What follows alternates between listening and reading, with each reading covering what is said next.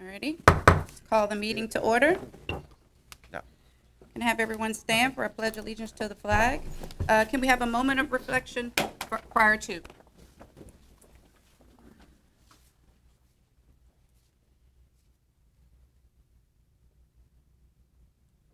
I pledge allegiance to the flag of the United States of America and to the republic for which it stands, one nation, under God, indivisible, with liberty and justice for all.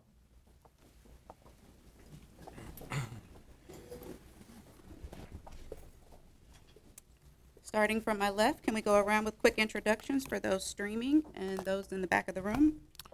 Henry Brown. Andy Allen. Camille Lee Johnson. Lynn Rohde. April Green. Aaron Zahn. Fred Newbill. Kelly Flanagan. Can I get an can I get a motion to adopt the agenda? So moved. Second. Any questions, changes? Approved? Safety briefing by Mr. Zahn.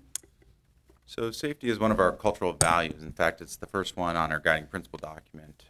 In the event of an emergency, please identify the person to your right as your safety buddy. John, you're going to have to look behind you. May I get a volunteer for somebody to call 911 in the event of emergency? Karen Anders. And CPR? John McCarthy, thank you so much. If we need to evacuate, we will be escorted by security. Left-hand side of the elevators, please use the handrails on the way down. We'll convene at the southeast corner of Church and Main. Chair, we are safe. Thank you. Sunshine Law, Public Record Statement, Lynn Rohde. This meeting is subject to Florida's Government and the Sunshine Law, Section 286.011, Florida statutes, and shall be open to the public at all times. Thank you. Public comments, we have Miss Yvonne Ward.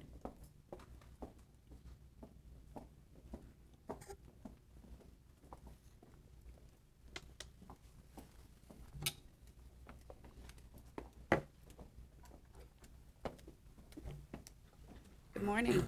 Good morning. Morning. Good morning. My name is Yvonne Ward, 7435 Fernandina Avenue. I'm here to speak in behalf of the septic tank program for my neighborhood, which is Moncrief Springs slash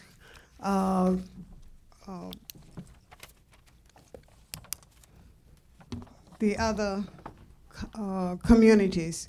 It has been over 50 years now that we have been waiting to try to get our septic tank program put in.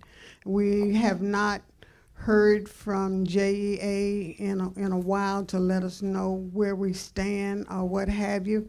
And we are trying to put in better housing in our neighborhoods. And we are trying to upgrade our neighborhood because they are using our neighborhood for a dumping area. And they are building houses in the neighborhood that the septic tanks is sitting no more than maybe 4 feet away from the houses. And this is going to cause nothing but back up into the homes, the newer ones that they build.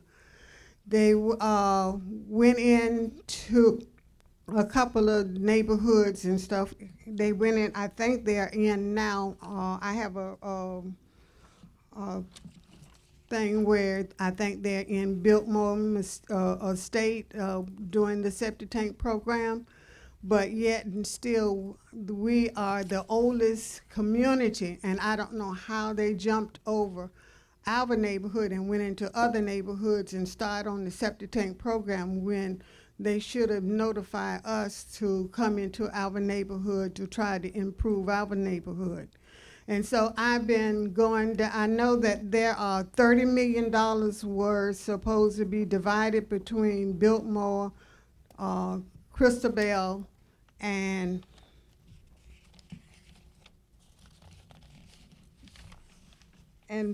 Beverly Hills Estate. And I don't know which one. I think they're in Biltmore Estate right now, but we wants to know something needs to, go on in our neighborhood to try to help us to improve our neighborhood. And this is the reason why I'm here. It's not the only time I've been here. I've been here before and trying to get in y'all council meetings and stuff like that. But I am so happy to be here this morning so that you could hear me and hear my concern about my neighborhood. I would have had more people, but I didn't know whether or not you all canceled the meeting, and I just didn't want people to come and be here, and then they don't get a chance to speak. So this is my concern is about my neighborhood. I've been there 40 years, and I'm the president of the association, and this is the reason why I'm here this morning with my concerns. And if it's necessary, the next meeting, we will be here in droves so that you can hear our concerns. And thank you very much for hearing me. Ms. Ward? Ward? So Carrie Stewart is going to be in the back of the room. I'd love for you to sit down with her, give her your name and number, and what we will do is actually, because septic tank phase out is a substantial program, I'm not sure if you're aware, but we actually already doubled the commitment of JEA last year towards expanding that program in terms of the funding by putting an additional $15 million to it to be able to expand and help address neighborhoods like yours. What I'd love to do is connect you with Carrie, be able to walk you through the prioritization of each of the neighborhoods and how we are going about addressing them. And it is a partnership with the city of Jacksonville. And so what we'd like you to know at JEA, working with communities like yours to push septic tank phase out and complete it for our entire community is a priority of ours. Certainly it's about finding the right funding. But I can get you the facts, and then what I can do is one better is happy to come out to your community and spend some time with interested parties to help and educate, as well as talk through the concerns and try and figure out how we can address the issue. Does that work? That's a work, but we're having our community meetings. It happens that it works that our community meeting works the same week that you all have the JEA meeting. And Thursday night is our community meeting. And last month I was here and I talked to Terry, and she was telling me that it's going to be 5 years down the line before they even come into our neighborhood as far as the septic tank concerned. The people is waiting and waiting and waiting, and we are tired of hearing, well, it's going to be this amount of years. We come in and we're going to do this. They're doing a survey on Roe Avenue, Christabel, and I think Taylor Avenue. And they're bringing I don't know whether it's the dump station or what it is that they're bringing in, and we don't really truly know what's going on to the neighborhood. We are just left out. And if I don't come and try to find out what's going on, we will be into the dark and stuff what's going on into our neighborhood. So like I said, they're building new homes and stuff in the houses, and the septic tanks sit so far there's no room for yards or what have you into the neighborhood, and it's just making the neighborhood just look bad when you just dumping houses into the neighborhood and not putting surveys and stuff in there to put in things like they need to be put into the neighborhood.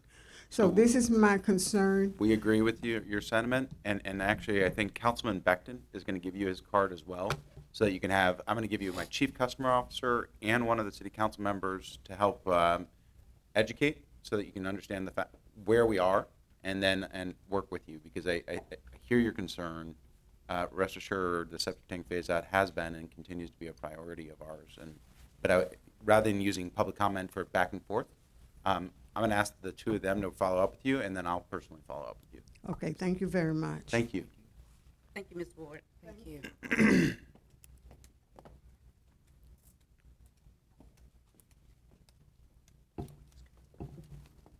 All right, now we'll have Councilman Beckham. Do you have any comments before you step out? I do not this morning. Thank you, though. Thank you. All right, Mr. Zahn. Sure. We have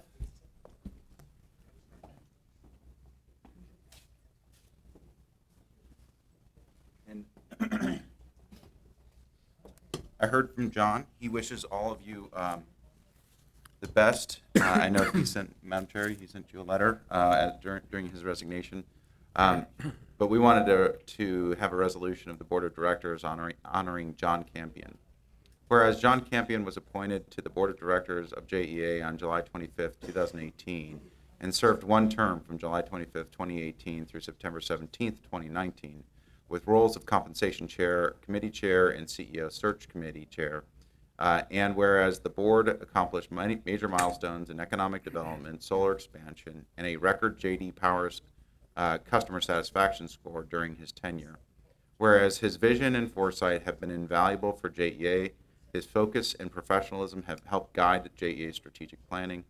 And whereas the dedication, high ethical standards, and appreciation for all things JEA by this consummate gentleman and professional will be greatly missed by all of the JEA family, including myself personally.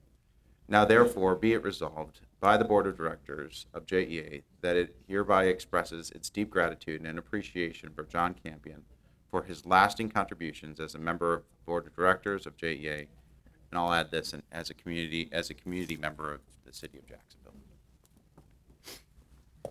Thank you. So unanimously adopted by the board. Should we file a motion? All in favor to adopt the resolution for the resignation of John Campion? Aye. Those opposed?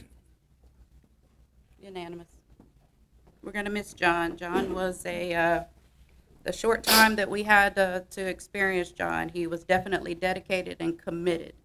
And we wish him and his family the best.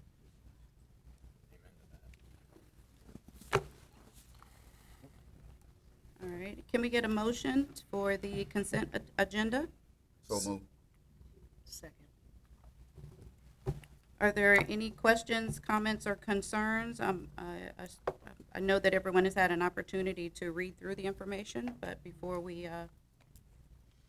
go to a vote, any comments, questions, concerns? All in favor, say aye. Aye. Those opposed, do the same.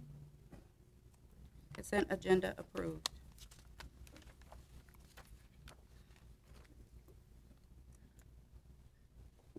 Okay, we can get Ms. Karen Anders and Daryl Calhoun to present the monthly financial and operation dashboard.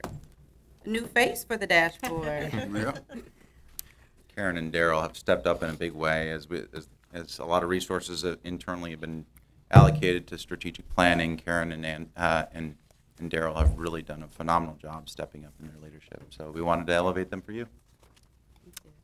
Good morning. Morning. Good morning. So Darryl and I are presenting the dashboard today. I will start by highlighting the energy metrics as well as some of the corporate metrics, and then Darryl will highlight the water metrics.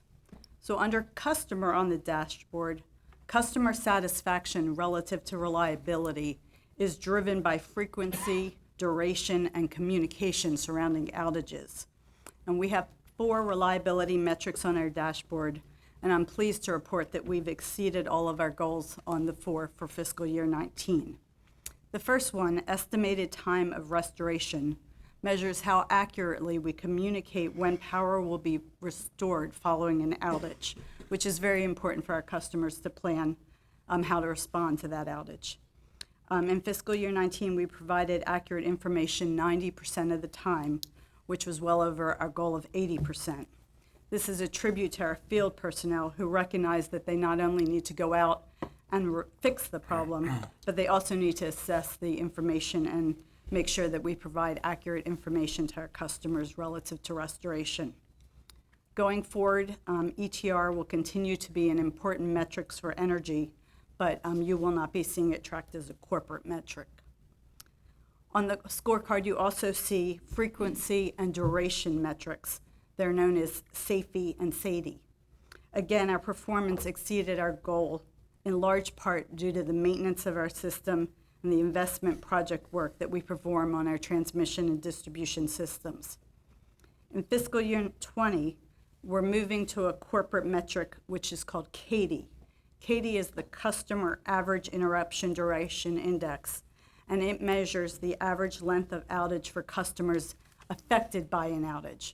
Whereas our previous metrics averaged it over our whole customer base. So we believe this is a better representation of customer satisfaction to measure based on the customers actually having outages.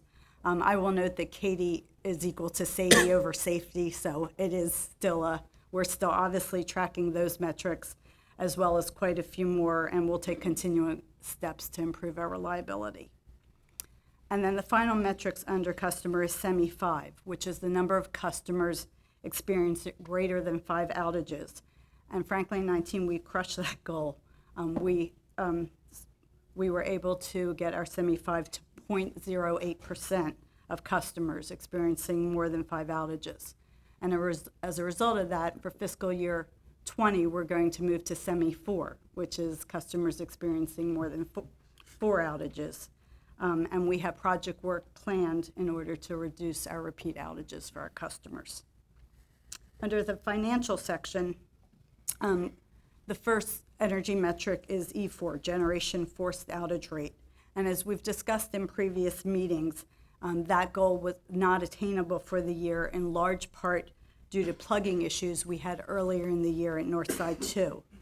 I do want to share with you some of the numerous improvements we've made on the generation side to make the units more reliable and to have greater capacity and lower costs. So just yesterday, we finished an outage on Northside 1, and we completed the work 5 days ahead of schedule and probably $200,000 to $300,000 under budget. And we did that by focusing on the work and by our use of our internal resources to do that work more so than in the past, where we've relied strictly on contractors. We've also changed our outage philosophy from going from a time-based outage methodology to a run-based. So that's very similar to in your car, going from changing your oil every 6 months to changing it every 10,000 miles. And as a result, we can extend the periods between outages. We've implemented better controls on our spending. We've seen our credit card spend drop by approximately $20,000 a month. We completed a major outage at Brandy Branch, units 2 and 3, that improved both the output of those units by about 100 megawatts and increased efficiency by 1.5% to 2%. We had a successful limestone project at Northside 1, which lowered our byproduct disposal costs. So that's just a small example of some of the great work that's being done by our employees in generation. And I wanted to highlight that as well as just the forced outage goal that we didn't meet. And when you look at our corporate O&M spend for the year, we exceeded our goal, coming in at 94% of budget. And that, again, was through a lot of hard work at JEA, looking at both process improvements and cost control. And the cost reduction metric also had very strong performance this year, 66% over our goal, as a result of our procurement team's best and final offer process. And finally, under community, you look at our safety goal, which is what's listed as ROR, a recordable incident rate. We trended very close to that goal for much of the year, but in the end, we ended up missing that goal. And more importantly than that, we had people go home hurt. We looked at all of our safety incidences, we evaluate them, and we take corrective action. Our top 3 causes of safety incidents last year were overexertion, contacts with objects, and slip, trips, and falls. Our theme for fiscal year 20 is prevention, and we're moving in a pretty exciting direction from a lagging indicator, which was incident rate. That's after you've already had an incident, you're counting it, to a leading indicator. So we're going to, though we will always continue to track our safety incidents and do the evaluations, we're going to move to a metric, a corporate metric, where we we address the issues that we find when we're out doing safety reviews and observations, and when there's a safety work order, that we're addressing those in a timely manner. And that's the metric that you'll start seeing in fiscal year 19. Also in energy, we've given all of our leaders expectations and goals for next year for performing safety observations and for doing mentoring relative to safety behaviors. And we also have teams looking to boost our employee engagement and safety, and to ensure our safety training is well-defined and documented. And finally, I'll note that we had no permit exceedances for fiscal year 19. So overall, I'd say we had a strong year. We had some challenges, but we had lots of successes. We have a great team, and we'll continue to look for ways to further drive improvement. I'm going to chime in on the safety element. I think it's a very progressive approach the team's decided to take. The reality is I think we're setting an expectation that we want an RIR of 0. So setting some sort of goal of 1, 2 seems to throw in the towel and say these are just going to occur. And our goal is really an RIR of 0. And so to move to these more progressive, forward-looking ideas of reporting a safety issue, closing a safety issue, doing the incident report, tracking the time to completion, it helps to avoid a little bit of that human bias of something happens and I don't report it because I don't want to show up on the metric, while also encouraging the positive behavior of addressing issues before a real safety issue occurs. And I just really applaud the team and all the employees on trying to continue to drive that metric down, because it is truly the most important one. Absolutely. Thank you. Good morning, everyone.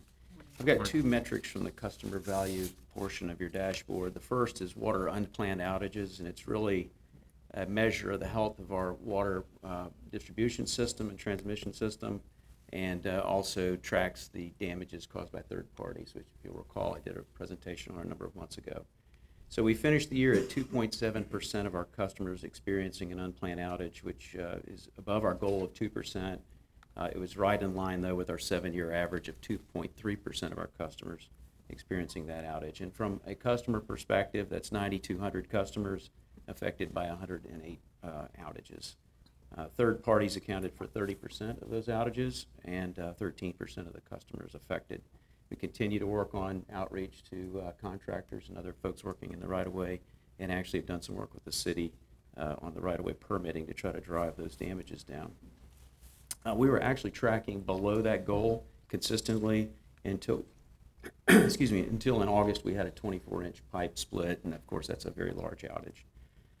The second item is water distribution system pressures less than 30 psi, and that is the average minutes at all of our pressure monitoring locations throughout our network from Nassau to St. Johns County. We have increased the number of sensors in the field. We've gone from 150 monitoring locations to about 350 so far, and we'll be adding additional. That's primarily to help with our hydraulic model calibration, make sure we have lots of good data, and also some work that we're doing in our innovation lab area of town, testing sensors on our network. And so FY20 might be a recalibration year because we have truly increased the number of sensors dramatically, and we're going to continue to do that. So we don't know what we don't know yet. I want to remind you that we managed system pressures during the drought period to ensure that we had sufficient storage in our reservoirs for fire protection. And we actually did some work with Carey's area, doing communication with our customers on irrigation demand in these high demand areas. We were tracking below our goal again, just like the other one. We were tracking below our goal during the drought. And I want to give you a little extra color on what this means to our customers. 50 psi is what we strive to deliver at all times, and so this 30 is kind of an early warning something's going on in the system, maybe a valve down, maybe demand on the system that we need to plan for in growth. From a regulatory perspective, 20 psi is the minimum. We don't want to be down there. 30, you start seeing sprinkler heads maybe not turning, this sort of thing. We are consumptive use permit constrained in our high growth areas, particularly on the south grid, as we've talked about previously. You've heard and seen our presentations on purified water and reclaimed investments that we've made historically, and in the future it represents hundreds of millions of dollars that we're investing or will invest in the system. But we currently have millions of dollars in active construction or in design. Just a couple, Rivertown Water Treatment Plant is coming, and it's budgeted at $16 million.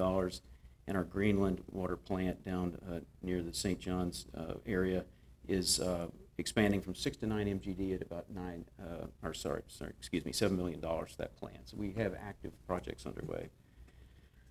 Excuse me. In the community and impact value area of the dashboard, I have 3 goals for you.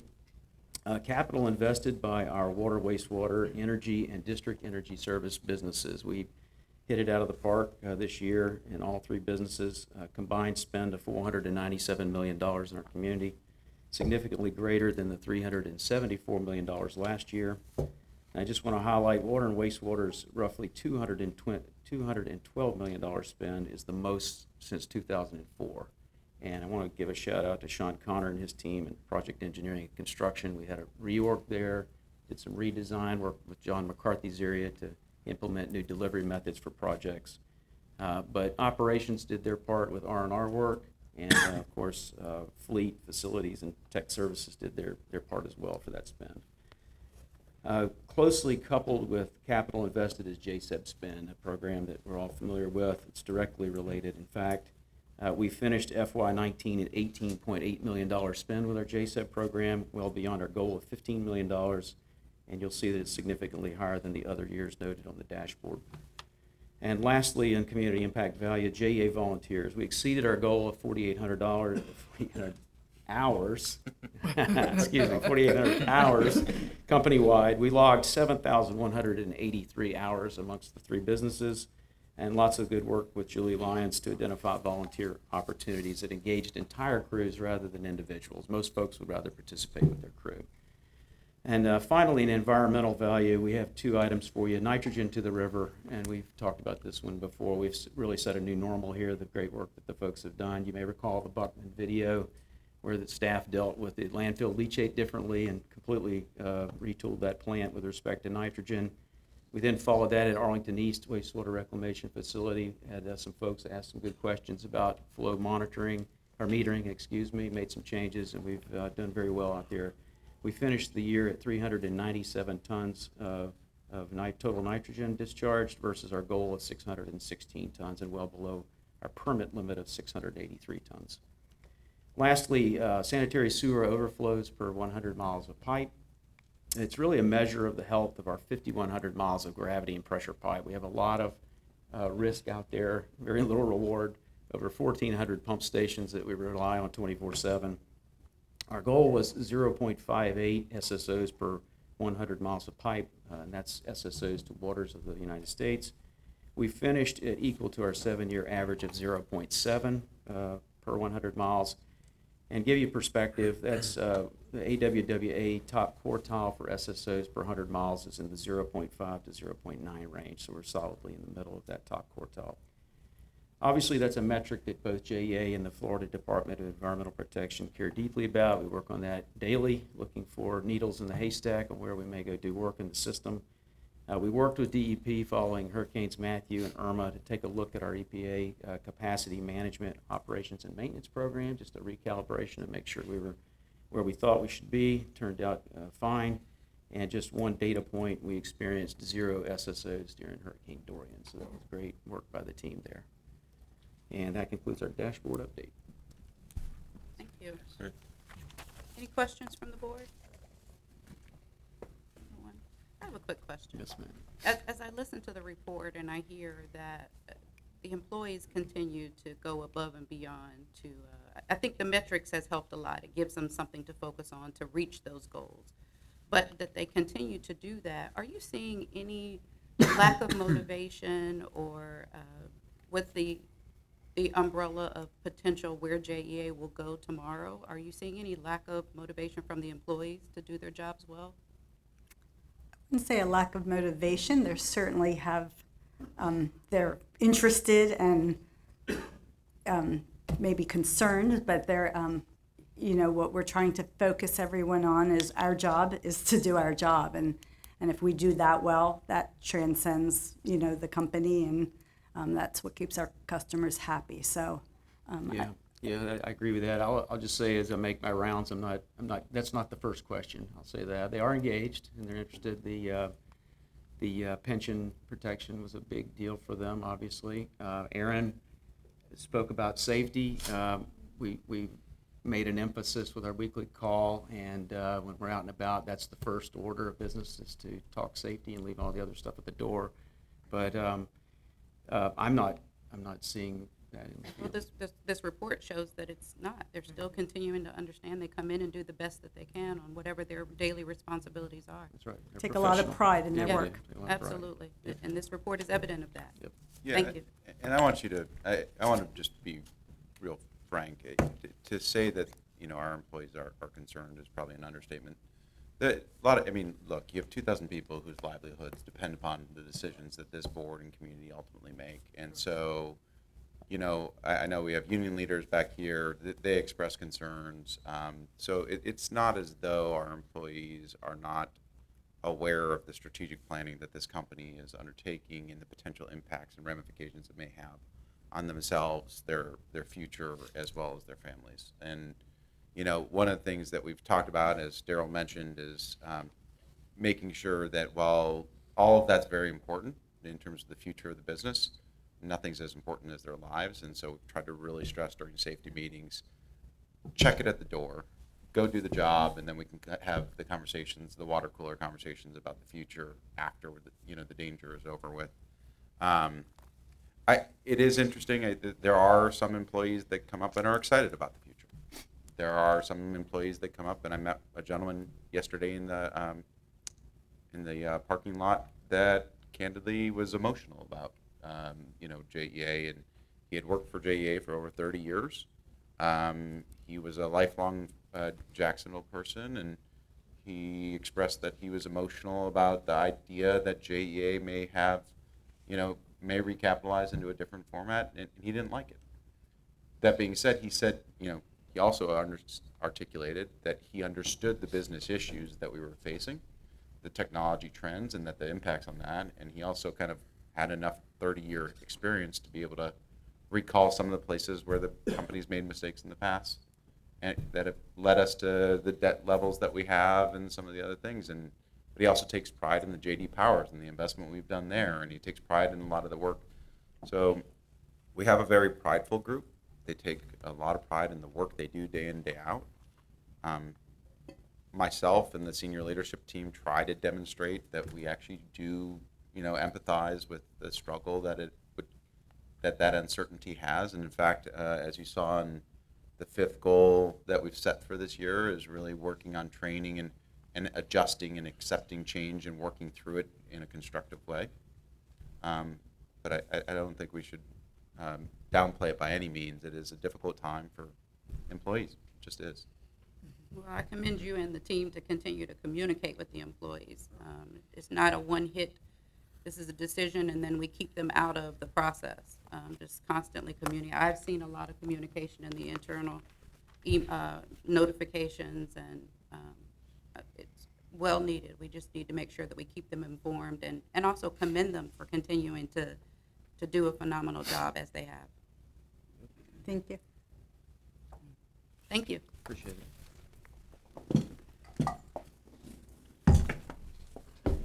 Okay, John McCarthy for the JSEB program.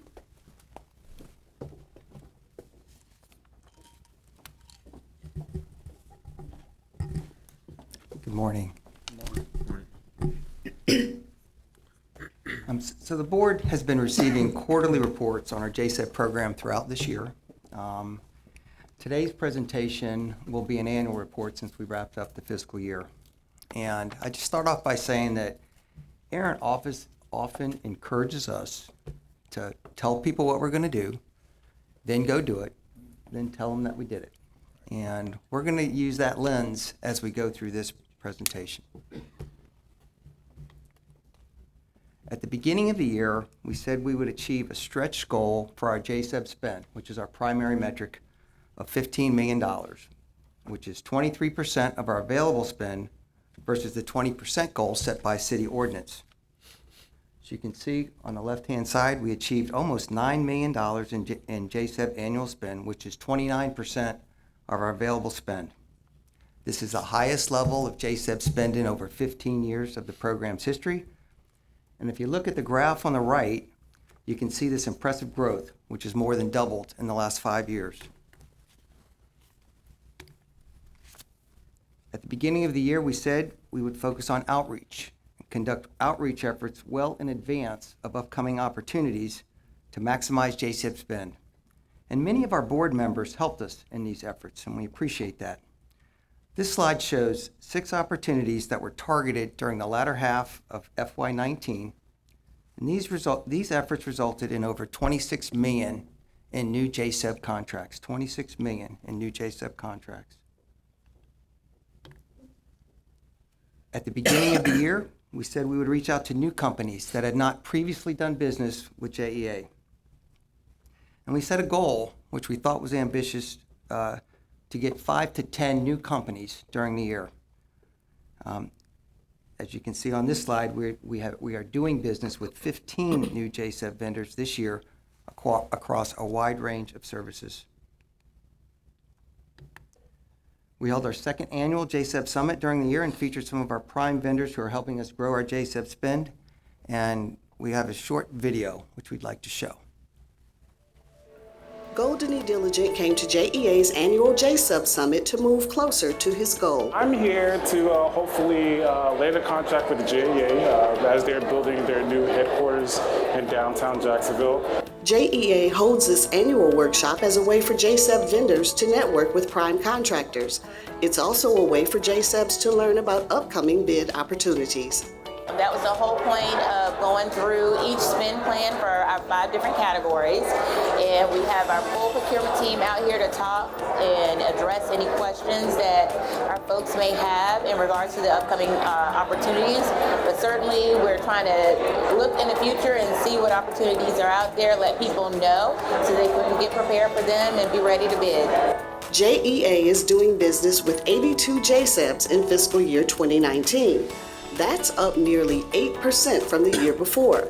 JEA sees the JSEP program as a way to build upon one of its core values, community. Think about small businesses. A lot of times the big businesses have the opportunities to take pride in the infrastructure of our community in which we live in. But how great is it to allow our smaller companies to invest in their community and then grow? It allows them to grow and have more opportunities. As for Golden Diligent, he didn't land a contract with JEA at today's summit, but he was glad he came nonetheless. I think the continuing message is to, even though you're not qualified, even though you may not be able to bid on some of these contracts, come out and network, and who knows.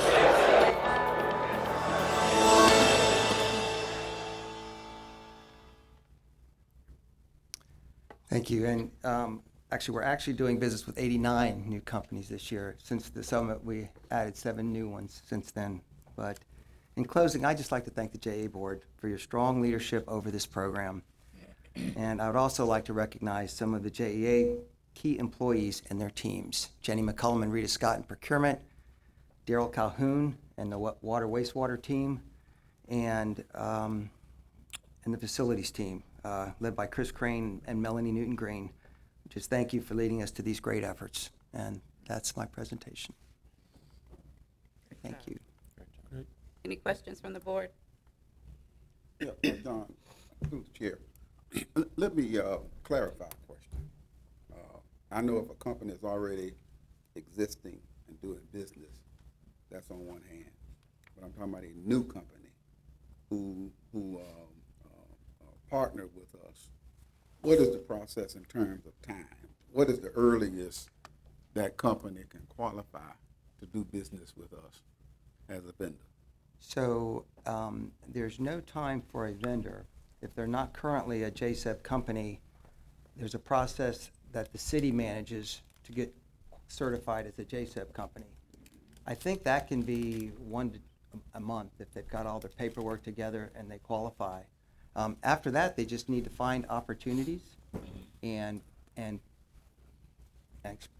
either meet with the other companies that do that work for possibly subcontracting opportunities or bid on it and come to our outreach efforts. But there's no prescribed process time to qualify. They just need to identify opportunities, come see us, and then when those opportunities come available, we'll provide the opportunities for them. Does that answer your question? Yes. If there's no other questions, John, thank you. Great job. Thank you. All right, Ms. Karen Anders, we have you back at the table. Kelly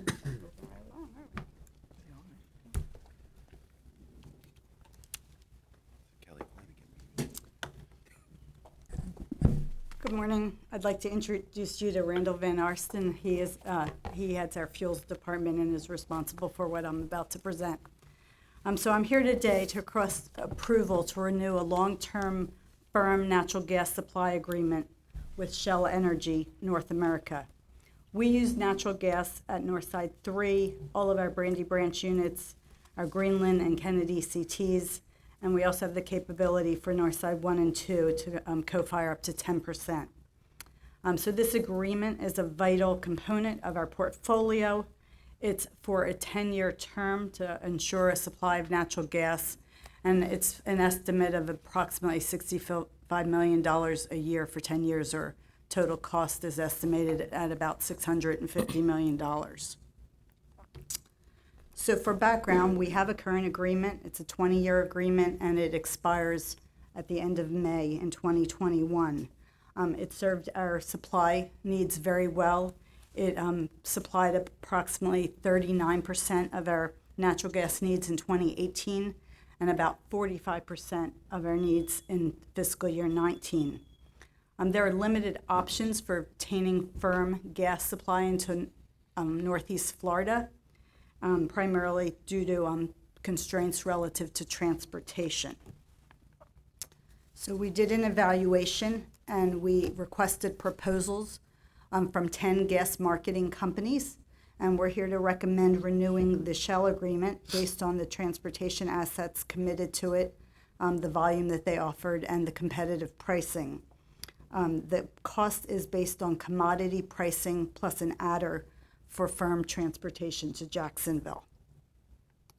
So when we look at the benefits of this agreement, again, it's about continuing a reliable firm supply of natural gas.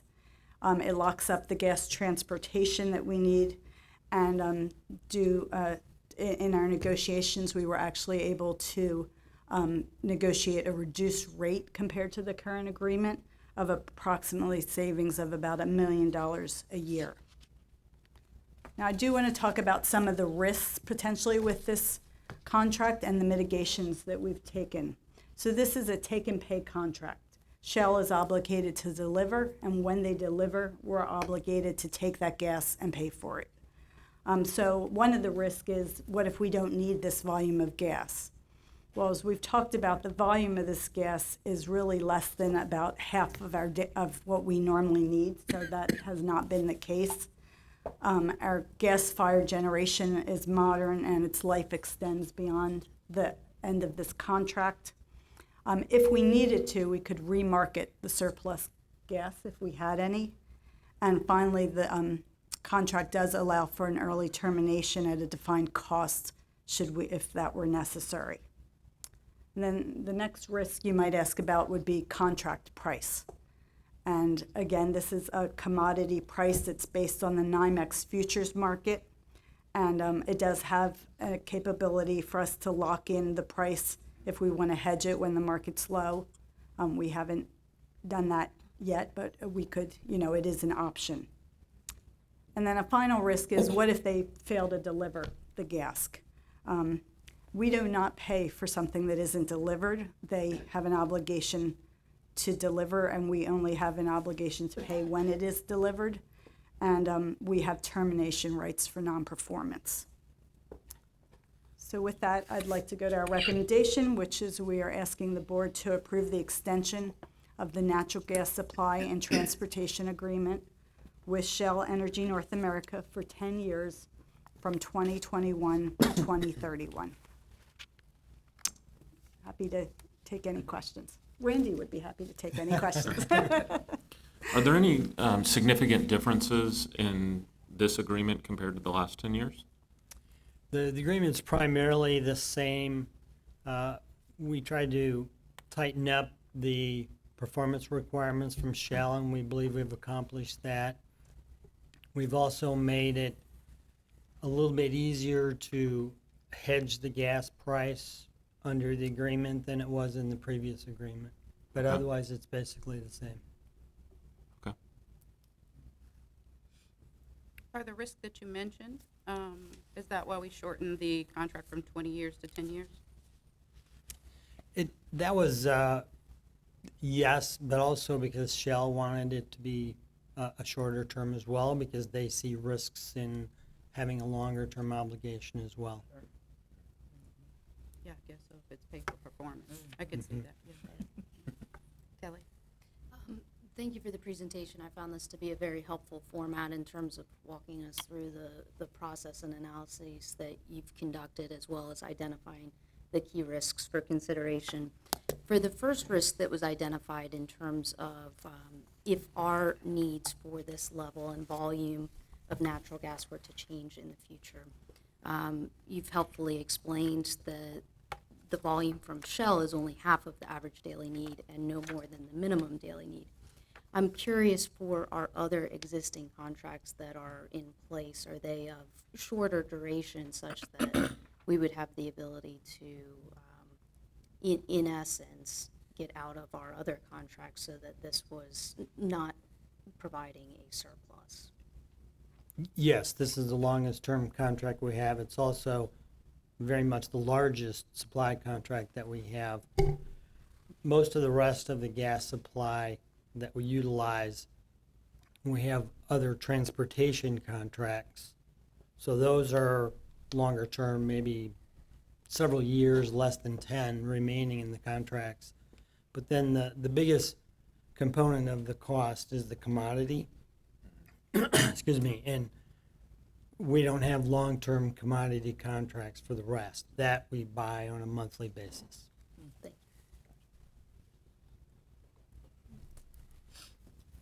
you. Any other questions? Can I get a motion to approve the renewal of the natural gas supply? Madam Chair, there's a resolution. We have a Resolution 2019-14. Okay, do I have a copy of that one here? It is in the diligent tab, page 124.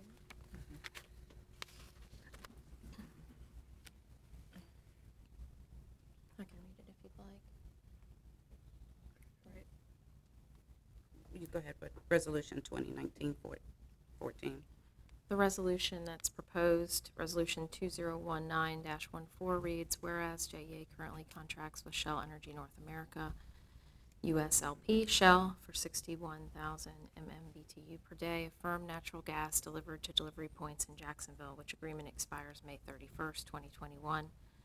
Whereas the Shell supply agreement is a vital component of JEA's portfolio of supply and transportation needs for its generating operations, representing approximately 50% of expected gas use, whereas the price under the current contract is NYMEX Henry Hub production area market price plus a transportation charge, whereas JEA evaluated 10 suppliers and determined that Shell is the most reliable and cost-effective option to meet JEA's firm natural gas delivery requirement, whereas Shell has agreed to reduce the firm transportation charge contract price by 5 cents per MMBtu for a base load of 60,000 MMBtu per day during February through November and 50,000 MMBtu per day during December through January for a 10-year term expiring May 31st, 2031. Whereas the proposed price and quantities represent a $1.06 million annual savings over the existing contract price, and whereas the board has determined it is in the best interest of JEA to adopt the contract, be it resolved by the board that the CEO is hereby authorized and directed to execute the NAESB base contract for sale and purchase of natural gas between JEA and Shell Energy North America, USLP, effective June 1, 2021, and related attachments and exhibits. This resolution shall be effective immediately upon passage. Can I get a motion to accept the resolution 2019-14? So moved. All in favor, say aye. Aye. Those opposed, do the same. Resolution 2019-14 has been approved. Thank you. Thank you. Thank you. Karen. Would you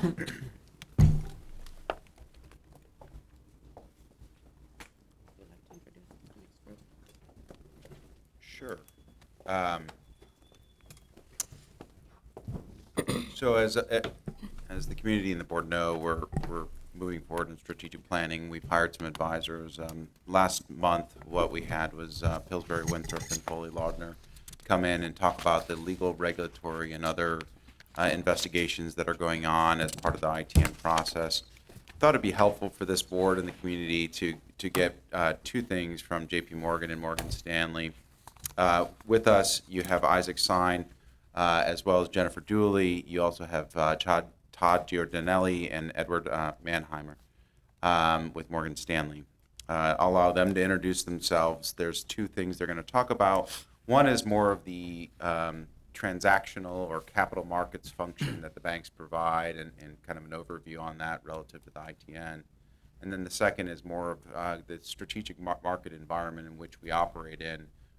Certainly this board's heard from McKinsey in the past. You've also heard from a number of other experts around electrification, integrated water resource planning. If you go back through all of our board materials that are on JEA.com, for the last 12 to 18 months, we've been talking about the different parts of our industry that we're operating in.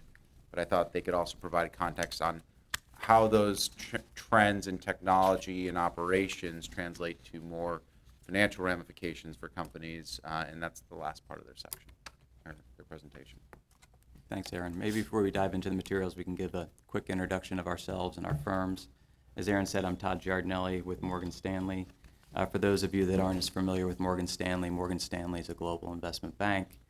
We operate with about 60,000 employees in 30 different countries: North America, South America, Europe, Africa, and Asia. Eddie and I sit within the investment banking division, and within that division, we sit in the Power and Utilities group. The Power and Utilities group at Morgan Stanley is actually the oldest group in our investment banking division. Our first bond deal in 1930 was for a power and utility client, and it's been an important growth driver of our investment banking business since then. Since 2014, Eddie and I and our group have been a part of either buyers or sellers on 11 of the 12 largest M&A transactions. And so we appreciate the opportunity to not only work on this assignment, but to address the board. My role at Morgan Stanley is I'm Global Head of Mergers and Acquisitions for the Power and Utility Division. I've been doing M&A for almost 25 years now, and I've worked on the lion's share of Morgan Stanley's power and utility deals over the last decade or so. I have also, for the better part of the last decade, been chair of Morgan Stanley's Fairness Committee. Isaac's going to talk a little bit about what a fairness opinion is, and we can elaborate how it actually is important for this process. But I've been responsible for policies, procedures, and the committees that opine and approve all of Morgan Stanley's fairness opinions. Just to quickly introduce myself, it's good to be here today. My name is Eddie Mannheimer. I'm a managing director at Morgan Stanley, also in the Power and Utility Group. I've been with Morgan Stanley for over 11 years, primarily working on mergers and acquisitions within the power, utility, and renewables space. Prior to my time at Morgan Stanley, I was a corporate attorney in New York. Good morning, everyone. My name is Jennifer Dooley. I am a managing director in J.P. Morgan's Global Power and Utilities team. J.P. Morgan, like Morgan Stanley, is a global investment bank and actually the largest bank in the United States. I sit within our Global Power and Utilities investment banking coverage team. So what we do is provide strategic advisory and capital raising advice to global electric, gas, and water utilities. I've been with the firm for the past 12 years, focusing on U.S. utility coverage, with a brief stint in London focusing on international energy companies. So it's a pleasure to be here to speak with you today, and I'll introduce my colleague, Isaac. Isaac Sine, I'm Executive Director at J.P. Morgan, and I head our public power practice.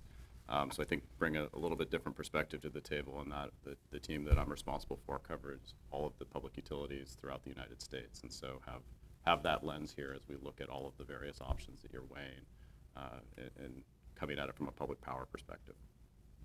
So again, I would echo thank you for being here, and we appreciate the opportunity to work with you all. Page 6, we wanted to spend a little bit of time to talk about our role as an investment bank. JEA engaged both J.P. Morgan and Morgan Stanley as financial advisors to help manage the ITN process. And we're going to spend a little bit of time today to discuss our role and provide an update on where we stand in the process from our perspective. Our engagement lays out a specific scope of services And it was drafted to really support JEA for the duration of its strategic review, and throughout what we see as a very detailed, thoughtful, and methodical process to weigh all of the strategic options, both through the ITN process and some of the other alternatives that we'll talk about as we get a little bit further in. Some of the specific items on our scope of services include a great deal of administrative support in managing the ITN process. We provide specific industry and market knowledge as subject matter experts under the procurement rules, as well as providing strategic advice for any potential transaction that may come out of the ITN process. At the end of the day, Todd touched on the concept of a fairness opinion, but if there is a transaction that JEA elects to approve, our firms will ultimately deliver a fairness opinion. And we wanted to take a little bit of time to talk about that because it's not something that comes up every day in the scope of our investment bank's work with public power entities. It is an opinion of fairness from a financial point of view, but it's important to remember that it is not an appraisal. It is a form of an opinion that almost any board of a public company would require for a transaction like this. And both JP Morgan and Morgan Stanley have very rigorous policies and strict guidelines around issuing opinions, and we both have formal committees that we go through to approve and review any opinion that we would ultimately deliver to JEA. So it's very safe to say that it's something that neither of our firms take lightly, and we'll have very stringent review for anything that we deliver to you all. Our opinion is this is part of what you will all be armed with as far as information. And so I touched on the fact that this isn't necessarily an appraisal, but this combined with what we're running, which is a very transparent board process, or a very transparent ITN process, and we'll give a very clear view of where the market views, or how the market values the opportunity to work with JEA. And so our thought is that the two of those things together will provide quite a bit of comfort as to value in similar ways to what I think an appraisal would. Any questions on fairness opinion before we move on? Okay. So page 8. The main purpose of us being here today was to provide the board and the public with an update of where we stand in the process and talk a little bit about where the process is going. From our perspective, the process has been crafted to be comprehensive, deliberative, transparent, and there's been a significant amount of work at the staff level at JEA, at the senior level, and certainly from the advisors and other consultants. And the end goal here is to get a very broad look of how the market views opportunities to work with JEA and to really put any of the options out on the table.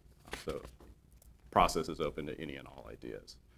The first phase was to release the invitation to negotiate on August 2nd. It was widely covered by the press and public or industry publications, and so the prospective partners were made well aware that this was out there, and that I think fed into some of the responses that we got, or the volume of responses that we got. There was a goal set out to meet the minimum requirements that the board put out, which we'll touch on in more detail later, and ultimately to maximize customer, community, environmental, and financial value, and all of those with a long-term view. Again, the process, we really tried to put everything on the table. Some of these are listed on the page, but bring any and all ideas, and they'll be viewed in the light of the minimum requirements that were set out. So on October 7th, we did receive 16 replies to the ITN, and Todd is going to spend some time going through what those look like. Great, thank you, Isaac. So the ITN process, as Isaac suggested, gave us a very transparent, competitive, and what I would call a very comprehensive process, and it allows us to continue that. It has produced a robust pool of respondents. I'm going to walk through the waterfall of what we received versus what we're moving forward with. And I would posit that it's likely deeper than a lot of similarly sized IOU processes that we have had the opportunity to work on. The ITN itself produced 16 replies, and there were a couple steps in reviewing those replies that have gotten us to the 9 parties that are continuing on the negotiation process. The first step was determining on a pass-fail basis whether or not the replies met the mandatory requirements. Those mandatory requirements were financial capability, the fact that the bidders didn't have any conflicts, and that the proposal that they put forward was complete. 3 respondents failed that, and so we had 13 respondents that went through a scoring process. The respondents needed to get a 75% score based on a set of about a little less than a dozen categories, and it was reviewed by multiple people in a committee process. It had to do with goals, it had to do with experience, benefits obviously to Jacksonville, environmental, social, and governance, as well as innovation. There were 4 parties that did not meet the 75% requirement, and then we were left with 9 bidders that we invited to continue to proceed.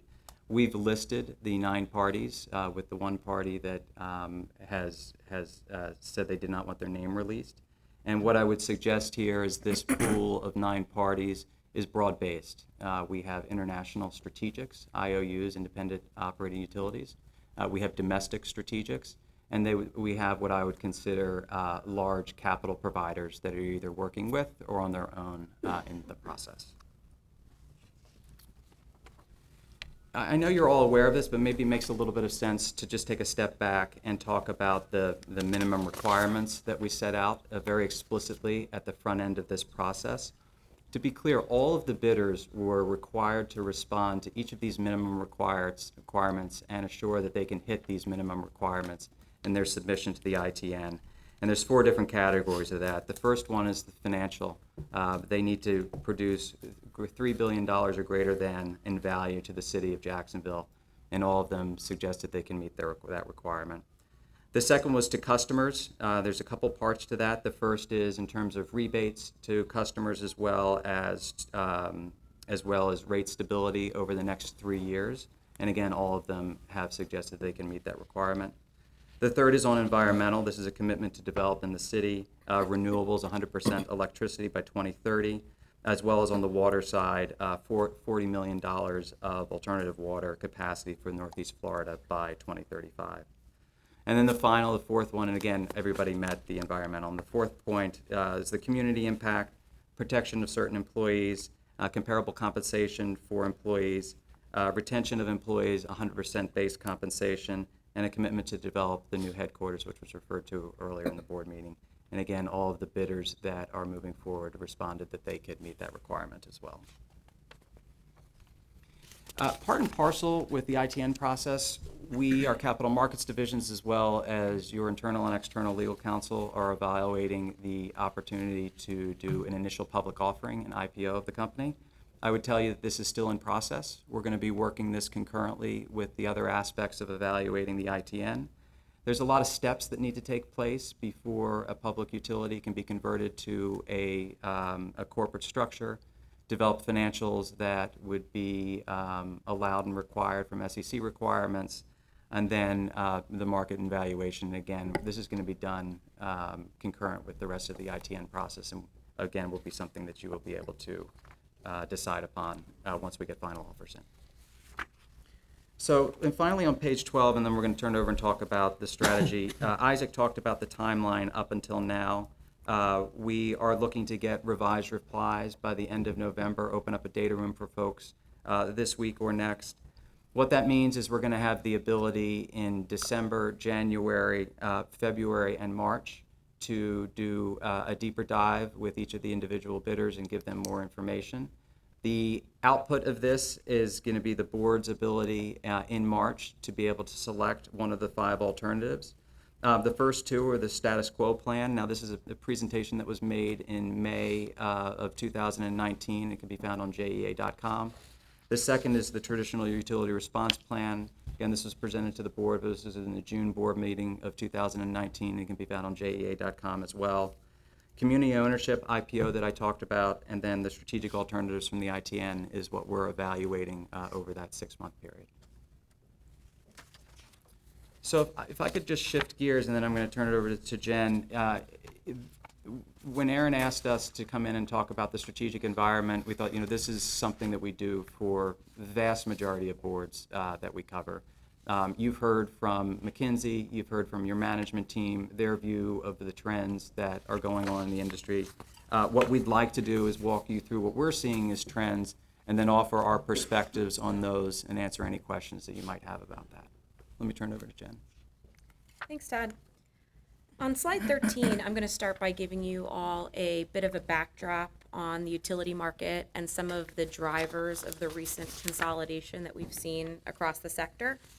So we'll start with a 10-year look back in which utilities have made significant necessary investment in infrastructure to replace aging infrastructure.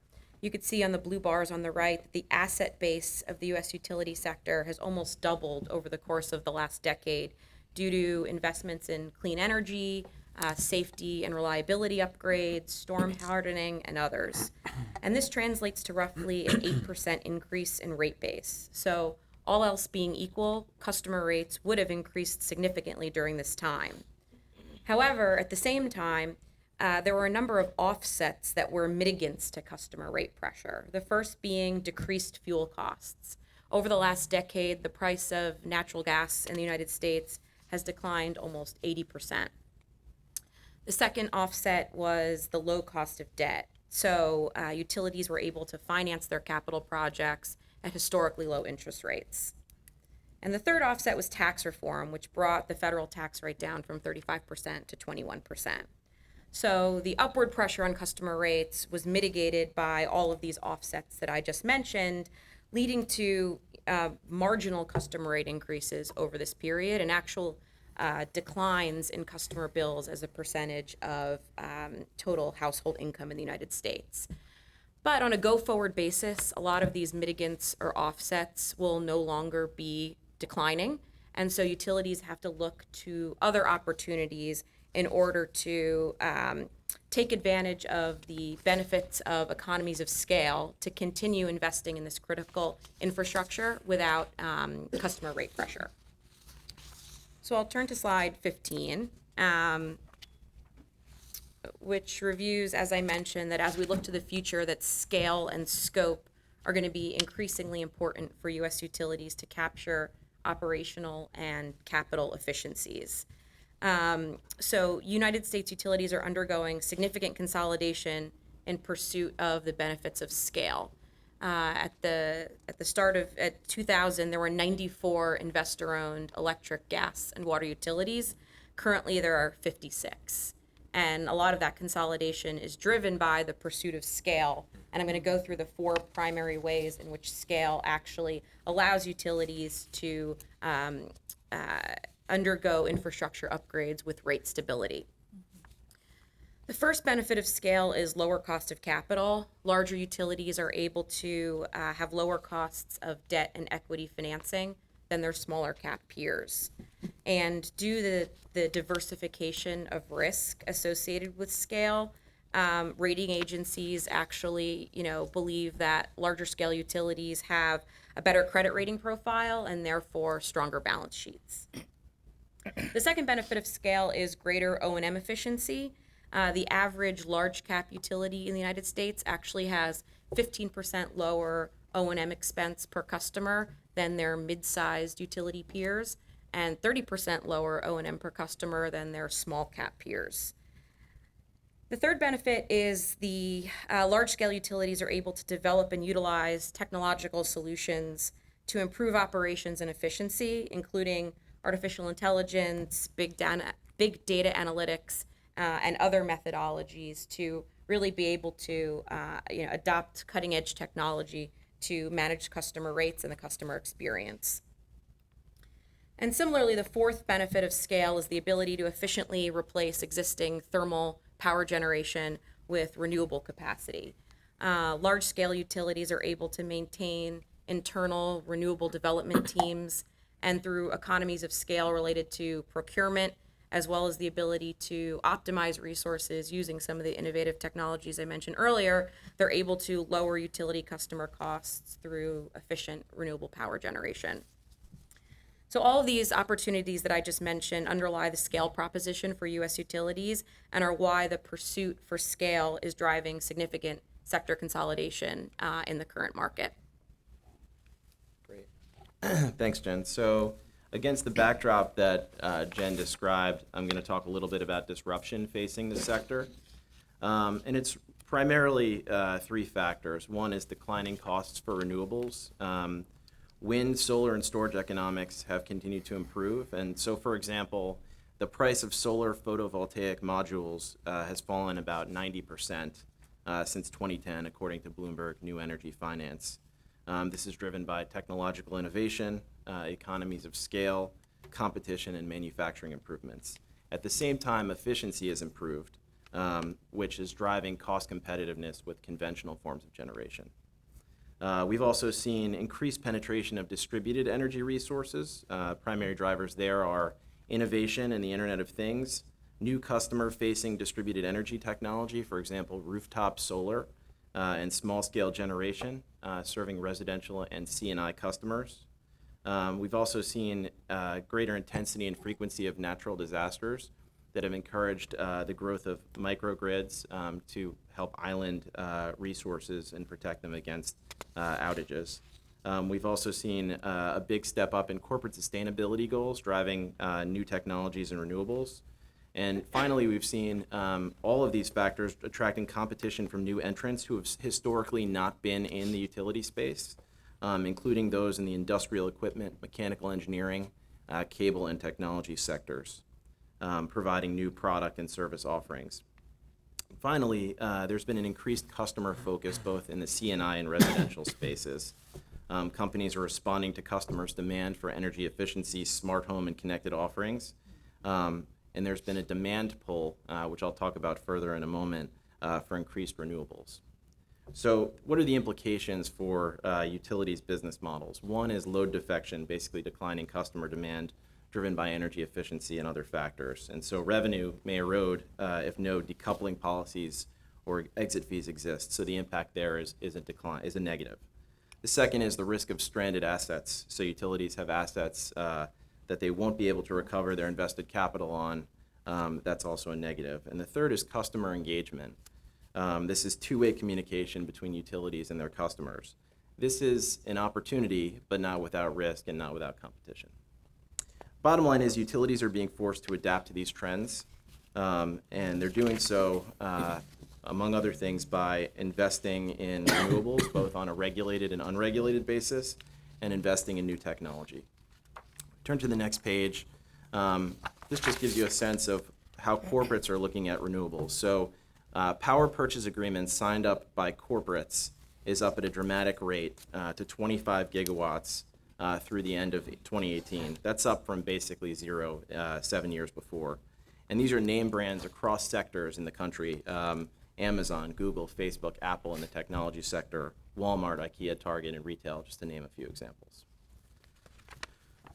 So, by the way, I don't know if you caught, that's gigawatts, not megawatts. Yeah, gigawatts. Difference. It's big.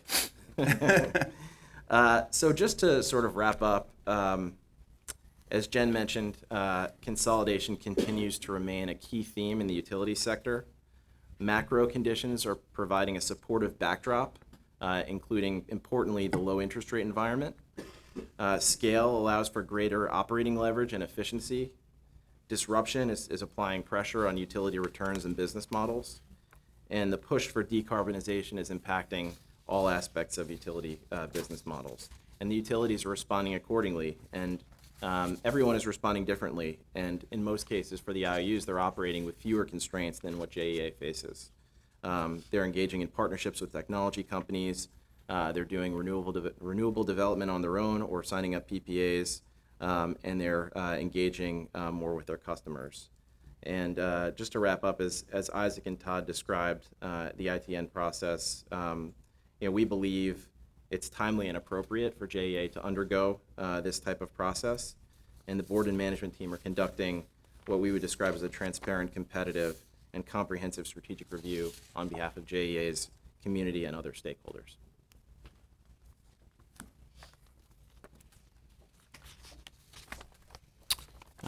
Eddie, I have a question on page 17. Yes. What are the blue states that are colored in blue? Those are just markets that don't have the PPA signed up. Okay. So Florida included in that. Is there anything regulatory that's driving that, or is it just happens to be that way? I think it's predominantly regulatory factors. That being said, in Florida, there's some new regulation, as you know, around rooftop leasing that came through last year, which was pushed by one of the solar panel manufacturers, driving what was historically, if you recall the progression of solar, it originally was you buy the equipment and you own it, you have to maintain it, find some form of operation, and the solar manufacturers, in order to start driving more demand, provided financing, very similar to how you might lease a car. Gives a lower entrance fee, so to speak, for people. Really originated over in California, and has recently now come into Florida. In fact, actually, I think there was a recent article in one of our local newspapers around Target actually making significant investments to drive down their cost of energy by installing solar and actually leasing it. So.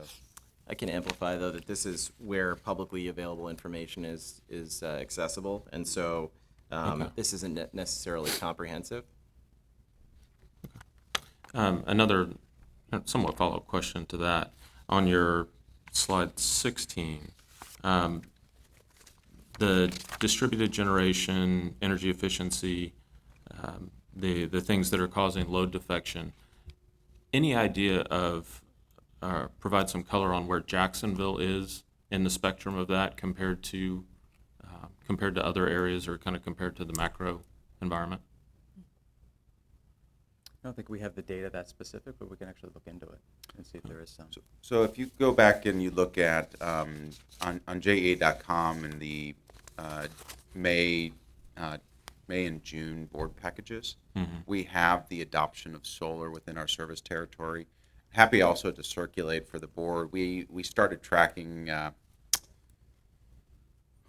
want to say it was about a year ago, on a monthly basis, the adoption of rooftop solar and batteries, and we now do monthly reporting on it. I'd say relative to the southwestern markets, we're very early on. And now the growth we've been seeing is about 60% year-over-year growth, annual growth rates. And we've also, with the battery incentive program that we put out with the change in net metering policy, we've also started seeing batteries start to grow substantially as well. Okay. Of note, between 2013 and 2017, most of our solar expansion in our service territory was residential in nature. In the last couple of years, we've started to see commercial industrial really take off in terms of those companies investing in, as Eddie outlined, starting to see ESG, or environmental, social, and governance policies for corporates driving them, as well as started seeing the return on investment be substantial enough that companies were deploying cash away from non-core business activities into investments in their energy and water infrastructure. Is there any information on the different types of utility ownership, of adoption rates of some of these different things? Is it more in publicly owned versus investor owned versus strategics versus private equity owned utilities? And I guess is there, and that goes to the adoption rate with that, but also from a sustainability and environmental standpoint. Obviously, with adoption of those, it's a more sustainable program. It's very much market dependent and state dependent, but there's certainly data out there which we can come back with. I think that could be helpful as we're evaluating different types of ownership.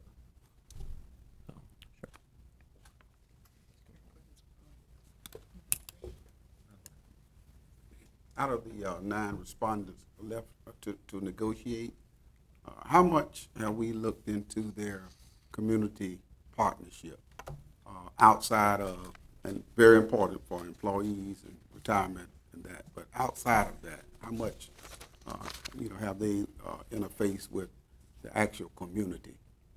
That's one of the things that I would be concerned in looking So in their response. Excuse me, Madam Chair, I'd just like to remind all the board members that because of the integrity of the procurement process, we cannot discuss anything that would have been contained in any replies. Those are all legally exempt. So if we could just make sure that our remarks do not discuss any particulars of any respondents, please. We can talk generally about markets and that sort of thing. Maybe from the perspective Yes, of what I can- you've seen in other transactions. Yep. So what I can say is that in response to each of the ITNs, that was one of the 4 categories that I walked through.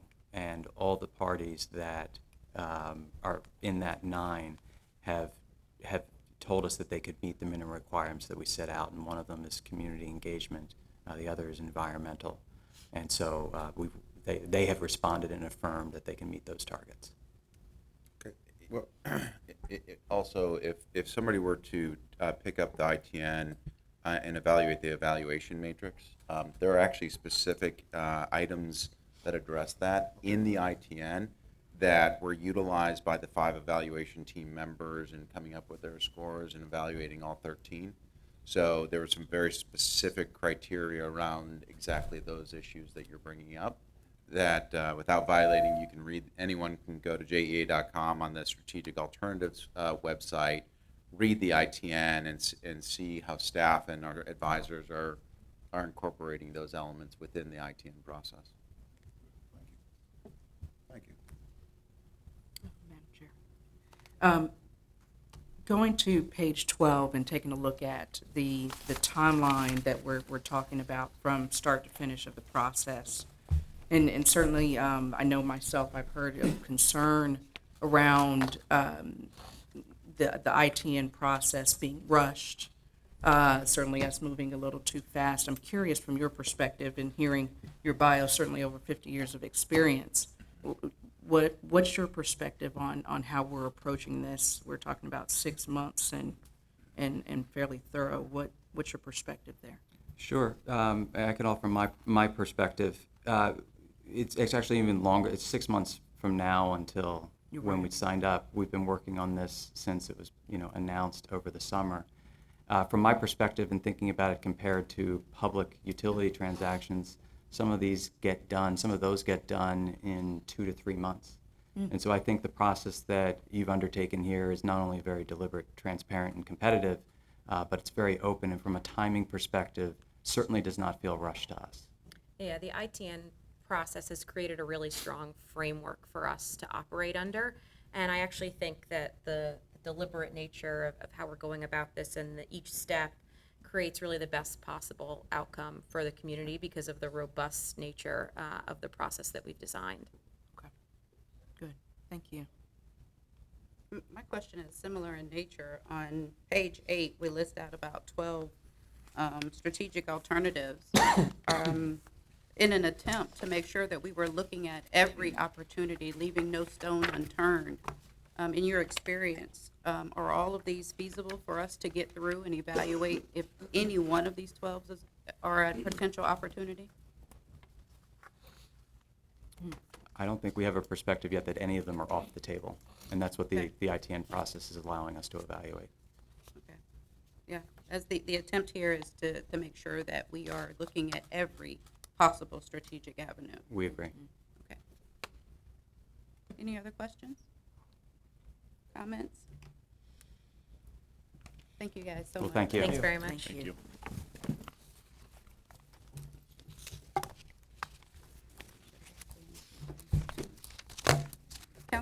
Councilman Beckman, do you have any questions that you'd like to pose? Well, the only thing I would like to propose, I heard them kind of gloss over, they talked about the IPO process, but I did not hear them talk about the corporate, the co-op type of process. They seemed to not mention that. It was kind of said in passing, but I was interested in their analysis going forward in terms of that option as well. Isaac, could someone come back? Yeah. So I would put it in the same category as the IPO process, where it is currently being analyzed and very much on the table. There's, as you can imagine with any one of these, there's a lot of moving pieces. And so between council, advisors, consultants, everybody is looking at that in the same light that we're looking at the IPO and anything else that's raised under the ITN process. So it's certainly not being glossed over. There's a great deal of resources that's being put behind that review. Through the chair. So could you anticipate the IPO option and the co-op option being available to the board and to the public before the ITN process is finished with the public bidding, the public bid and that process? Given that it is mutually exclusive and the fact that it's not part of that ITN process, but more independent of just what those two options offer to the city. So I'll answer that, Councilman Beckton. I appreciate the question. To reaffirm, similar to the letter that I sent you and the entire city council, all 5 options are going to continue to be on the table. In fact, the May strategy of continue operating the way we are is still very much on the table. The traditional response in terms of cutting costs, reducing overhead, similar to what has been occurred at JEA in the last 10 years, will continue to be on the table. With regard to the co-op and the IPO, you're right, they are a parallel track investigation. The co-op, perhaps the reason the banks glossed over it is it's a little bit more of a legal and regulatory investigation because the capital side of it is a little bit easier answer to figure out. So it's more about can it legally and regulatorily work within the context of JEA, and that's why Pillsbury spent quite a bit of time in the last board meeting talking about that structure, So I would think that in the event we can get the work done similar to the way we did on the status quo and traditional response, if we can get it done ahead of time, certainly we can make that information available as it's really not tied to the ITN itself. It's part of the strategic planning process. Well, that would be good information to have. I mean, obviously come March, there's going to be a windfall of information that's going to be land on everybody's table, and certainly any piece of this puzzle that can get presented in advance would give everyone the opportunity to take it in bits and pieces rather than just collectively all at once and be able to analyze each independently. I will ask you, so this has been very beneficial to see J.P. Morgan and Morgan Stanley here in their presentation morning. Will these firms be available to the city at any point in time for their, questions and I would assume, my first question is, once this board makes a decision, is there any contractual obligation that they would not be available to the city to be able to come before the city, ask questions, and allow them to do our work? And the same question is even before they finish. So Sure. 2 parts. So through the chair, is that okay? First, I've committed to Councilman Boylan, who I see in the audience as well as you, that myself and our staff will always make ourselves available, and we're committed, I think, to the workshop that the City Council wants to run to be able to continue to inform, because we've heard that the community and City Council needs additional information, and that's our job, and we're committed to that and being your partners and making sure that all answers are that everyone is thoroughly informed and everyone has the facts. In fact, actually, we put up a website that's what'snextjax.com that actually has facts on it. And to the extent that we receive more questions, we'll continue putting up the answers to those questions so that the whole public can continue to get facts as opposed to watching or hearing the hearsay that gets put out by the different channels. That being said, I have also asked McKinsey as well as the banks to make themselves available during those workshops so that you can have some of the foremost leading experts from a business advisory perspective, from a strategic advisory perspective, and a financial advisory perspective be available. And I don't believe that OGC, I don't believe we have a legal restriction because of consolidated government. They are your advisors, in fact, as well. Good. Thank you. And then the last is, and you didn't ask this question, but our attorneys are your attorneys. So certainly much has been made about the legal advisors that we've engaged in Pillsbury from a transactional perspective, Foley from a procurement, employment, and kind of Florida Specialty Counsel. We certainly have environmental counsel, regulatory counsel. All of those attorneys are also the city's attorneys. And so we can make them available, and they will advise you similarly to the way that they advise us, because on the same, within the scope of their engagement. Thank you, Ms. Chair, for allowing me to ask those two questions. I'm assuming you're willing to come back. Time. 90 degrees down here. Where are they coming from? New York. Oh, New York. Okay. So we have one committee report today. Chairperson Camille Lee Johnson. Yes. And I believe John Kendrick is joining you. Correct.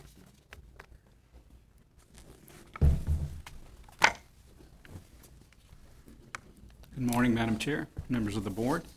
I'm here to discuss the CEO performance appraisal process, which is mandated by the board and Mr. Zahn's employment agreement. The process follows JEA standard procedure for all appointed employees, and that Mr. Zahn completed his own self-evaluation and submitted that to the members of the Compensation Committee for them to evaluate. It was based on his position description and the goals that were established for this fiscal year. So members of the Compensation Committee rated Mr. Zahn and submitted those ratings to me.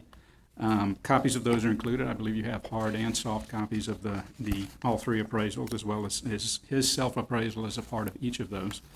JEA's performance appraisals have 3 ratings: exceeds expectations, meets expectations, and needs improvement.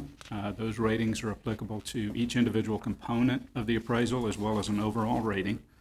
Mr. Zahn and each of the committee members rated his overall performance at the meets expectations level, so the composite rating is, of course, meets expectations. He also worked with the Compensation Committee to finalize goals for this fiscal year, 2020, and those are included in your package as well as a look forward to what he will be appraised on in the coming year. I'll be happy to entertain any questions. Otherwise, I will turn it back over to the Compensation Committee Chair, Ms. Lee Johnson. Thank you, John.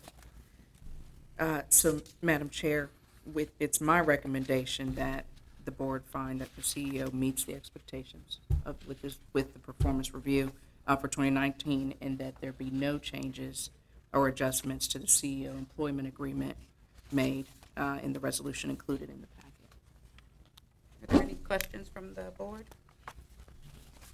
Okay. I'd like to ask for a motion to move the resolution.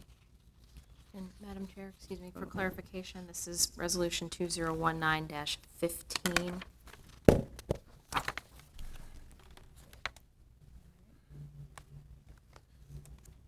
Since it is me that's being performed, one of the things that is not available at your table, but is going to be made available electronically and both on the website as well as, I know the Compensation Committee got them, but there are a number of exhibits that actually tied to the metrics and performance. Correct. Both financial, Yes. operational, as well as a number of the enterprise risk management. We mistakenly didn't print those out here. We'll get them to the But rest of they're exhibits substantiating each of one of the different elements of performance, so that you have them for your review. But they were made available to each one of the Yes. Correct. Compensation Committee members as they did their process. I heard the motion. Yes. Madam Chair, who made the motion? I believe Camille did. I think I asked for the she asked motion. for a motion, that a motion be made. Let's read the resolution first. A resolution adopting 2019 CEO performance review and confirming no adjustment to CEO employment agreement. Whereas the CEO performance review process and appraisal tool are in accordance with satisfying certain terms and conditions required of the Board of Directors and the CEO's employment agreement dated July 23rd, 2019. And whereas the CEO has met or exceeded the metrics of performance review process as confirmed by the composite report of the Compensation Committee, be it resolved by the JEA Board of Directors that 1, that the CEO has met the standard of performance review for 2019 and no adjustment to the CEO employment agreement be made This resolution should be effective immediately upon passage. Can I get a motion to approve this resolution? So moved. All in favor, say aye. Aye. Those opposed, do the same. Resolution number 2019-15 has been approved.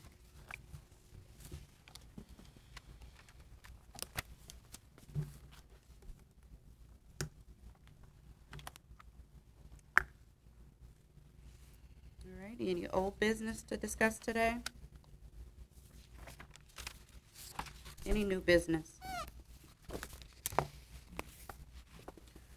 I actually had a question. It was somewhat answered by the bankers, but through the chair, if you don't mind. So there was a recent article, and it was talking about how rates have actually not increased, and I got a little bit confused there. So the bankers today obviously said, hey, the pass-throughs through the fuel consumption side. So Aaron, through your senior leadership team or whatnot, can we get some clarification just for anybody else that may have that up here or out in the public? Yeah, so I can actually have Ryan Wanamaker, their CFO, come up and give you the exact statistics around what has occurred in the last 10 years to help provide clarity on that for the board. Good morning. Morning. I thought I was going to get out of a board meeting without presenting, but here I am. You and Melissa had your feet up. I know, it was just kind of nice for a change. So it's a good question. When we think about the electric bills, there are two types of charges that we pass through to electric customers. We have base charges and fuel charges. And so we'll talk about base charges. Those base charges are how we measure the financial performance and the health of the organization. So we as a finance team look at it, and as investors and rating agencies look at it, they're looking at those base charges relative to our operating expenses. And those base charges, the money we receive from those base charges is what we use to pay for operating expenses, capital investment into the system, debt service, and the city contribution. Fuel expenses and the cost to generate energy. So when we talk about fuel costs and fuel charges, it's a pass-through.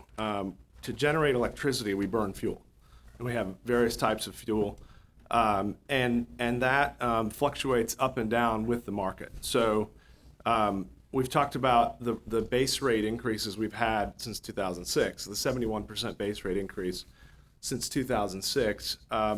Again, that's been over a long period of time. To give you a sense for that, though, relative to fuel changes, from 06 to 09, the fuel rate increased about 40%. At the same time, we were raising base rates, so we were kind of had a double whammy, so to speak, from a bill perspective during that time period. So base rates were up about 30% from 06 to 09. Fuel rates were up about 40% on top of that. Since 2009, actually 2011 is when fuel prices really kind of started to fall, and so our fuel charge peaked at about $55.14 per megawatt hour in 2009. Today it's $32.50. It's been at $32.50 since 2016. We've been able to hold it there for 3 years, and part of the reason we've been able to do that is because of our fuel stabilization fund. So we've talked a lot about the fuel stabilization fund with the budget process this past year, as well as with the board. And one thing we haven't really talked about in the context of that is what it's done for customers. So when you think about, when we look at that fuel stabilization fund over time, we've actually had about $130 million of fuel costs that we've been able to absorb over the last 3 years to hold that fuel rate at $32.50 and not pass that along to customers. And that's definitionally what the stabilization fund is there for. And so we manage that fuel rate as a pass-through, and the way we try to stabilize it is with that fuel stabilization fund. Other utilities around the country all have different mechanisms to collect that pass-through. GRU, for example, has a monthly true-up. The IOUs in the state have a mechanism where anytime it gets more than 10% above or below their projected cost, they can go back to the Public Service Commission and ask for an adjustment. Generally, it's kind of an annual kind of process for them. So again, that's across the country. Fuel costs have been declining for a number of years, and that's been to the benefit of customers and bills and to us. I mean, we pass that along, that savings along to customers. Best way to think about it is, you know, if your cost of your automobile continues to increase, the car's cost actually is increasing, but it's offset potentially by fuel going down. Fuel, something driven more by macro geopolitical issues than anything that JEA specifically has within its control. That being said, we do utilize some things to help buoy and preserve that fuel rate for stabilization fund, hedging programs, long-term supply agreements. Those types of things are intended to help mitigate risks around fuel spikes. But we're not isolated from a fuel spike per se. Yeah, I'll say, you know, we have the stabilization fund, but ultimately, again, because it's a pass-through, from a rate-making perspective, we have the ability to change that fuel charge within 7 days if necessary, and there's no rate hearing requirement for it. It's just board action. So that's our, again, because it can be so volatile, that is within our ability to do so. Now, we don't like to do that, but that's necessary, then we can. Yeah, sounds like it's so volatile. Just to kind of sum it up, is the stabilization fund was proactive but protective for the customers as well. So it gave us that bucket. Yeah, it's performed as it's been defined to perform. Yeah. Thank you. Alrighty. Any other discussion since we don't get to chit chat? No. Aaron? Sure. Yeah. Go ahead. Through the chair. I do want to kind of back up a little bit on JSAP. You know, I want to commend John and Rita and his group for JSAP, because the whole attitude of that has changed. For a long time, we were almost either stable or declining. But I like the philosophy of Aaron, who said, you know, we're doing a good job, but remember, it's a $65 million. That's our goal. And so I just want to commend John and his group for looking visionarily at the higher number. And I believe that's why we are where we are at this point. Thank you. I want to say that. Nothing like